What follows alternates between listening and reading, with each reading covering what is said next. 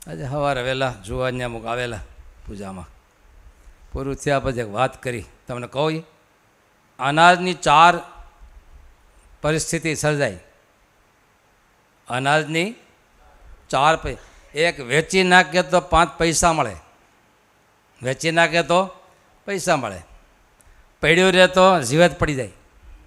હળીને ધનાડા પડે શું પડે હીરું પડ્યું પડ્યું હળી જાય ને હળી ન જાય જીવાત પડે સીધી, જીવાત એને હેડવી નાખે છે.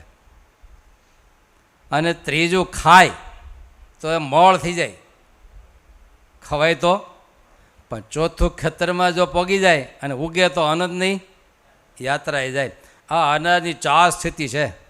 એક તો પૈસા એના બદલામાં લે, બીજું એ જીવાત પડી જાય, ત્રીજું મોળ થઈ જાય અને ચોથું અનંતની યાત્રા એ જાય. તો એક જીવન આ કક્ષાએ છે આપણું જીવન. કેટલાક આ જીવન આખું એડફી અને એમાંથી 2-5 કરોડ રૂપિયા કમાઈ જાય. વેચી નાખ્યું જીવનને. શું કર્યું?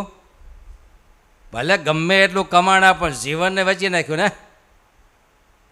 આખી જિંદગી શું કર્યું તમે બધા બોલો ને કે ને 2 કરોડ કમાણા ને, તો જીવનની કિંમત કેટલી ને 2 કરોડની કિંમત કેટલી?